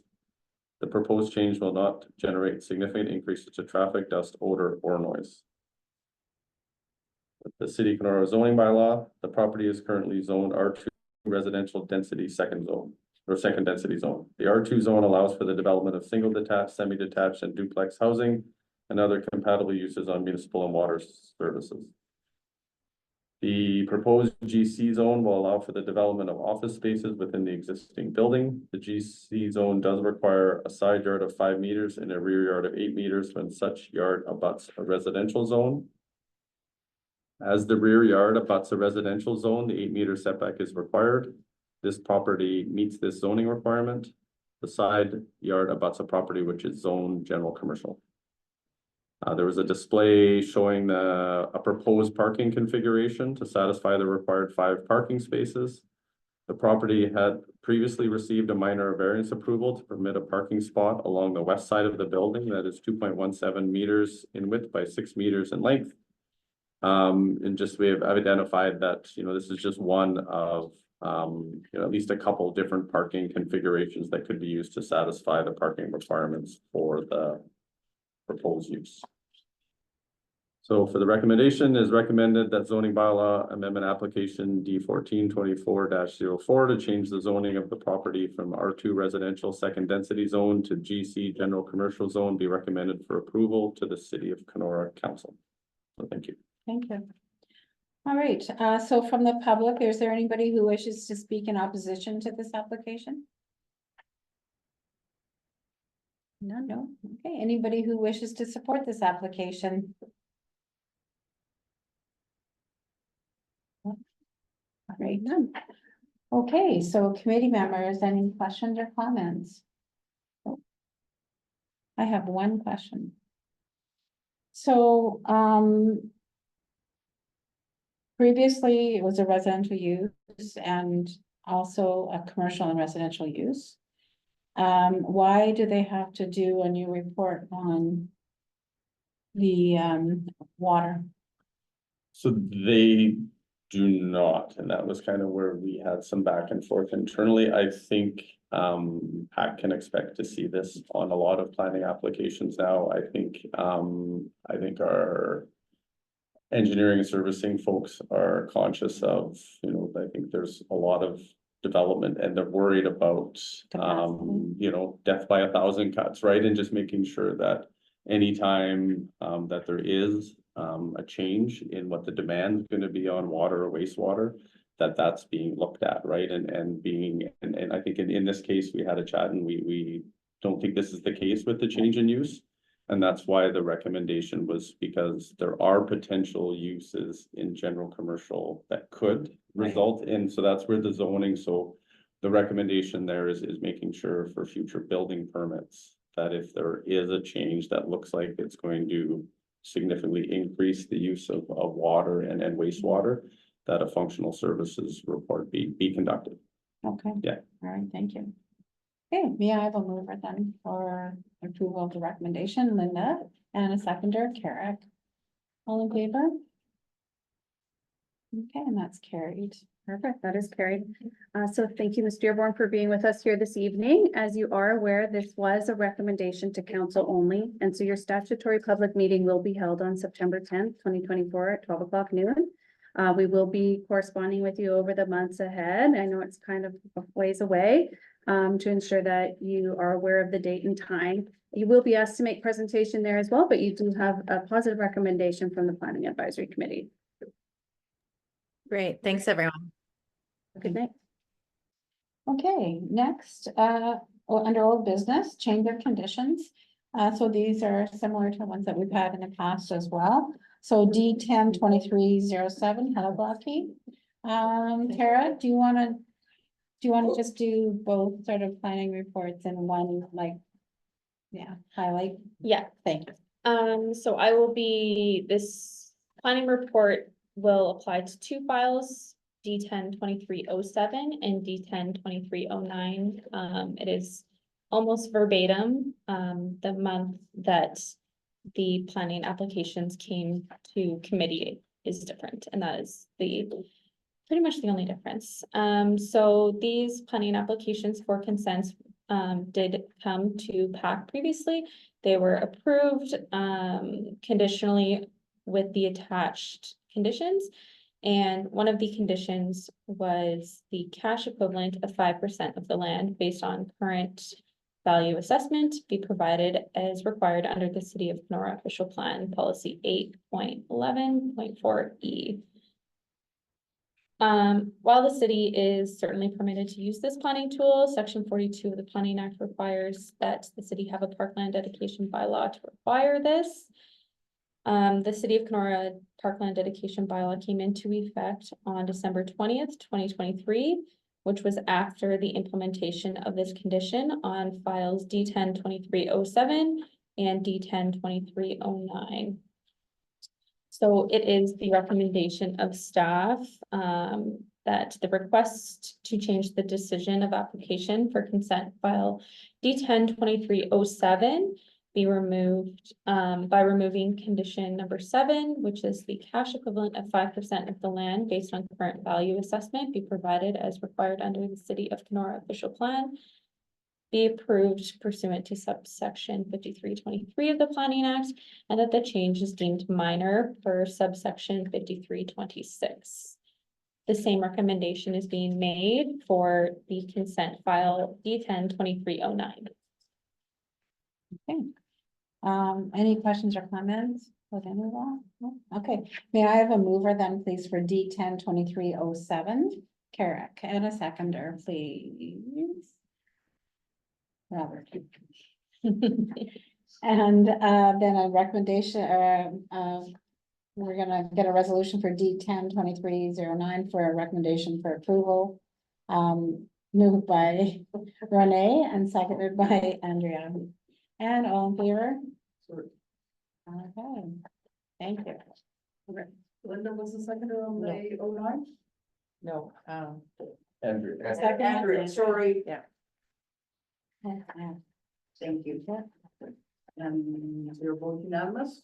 Yes. Thank you. Nicely done. Keep it tight.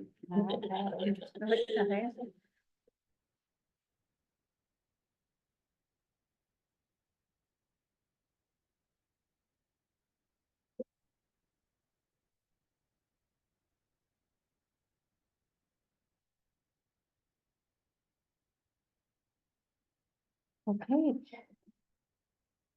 So who's presenting the Kenora Community Safety and Wellbeing Assessment information? So we added that on the agenda to new business because it was asked to be brought forward to the committee. Our Community and Safety and Wellbeing Officer, Eric, he will be available to make presentation to staff once all of the information is deemed public. So it's gone through council and they've done, you know, all of the assessments. So in the interim, he was able to provide everyone here with the presentation that was provided to council. If there are any questions that come out of that, please circulate those through the planning staff and we will have Eric address them directly. Unfortunately, we do not have a staff here today to make that presentation to. It was more of just an information only piece. And as all of that information becomes available in the public realm, Eric will be available to come and speak to our committee. Okay, Okay. all right. Okay, so may I have a mover, please, to adjourn this meeting, Robert? Thank you. All right, well, thanks, everybody. Thank you to members of the public for being here with us this evening and have a good night.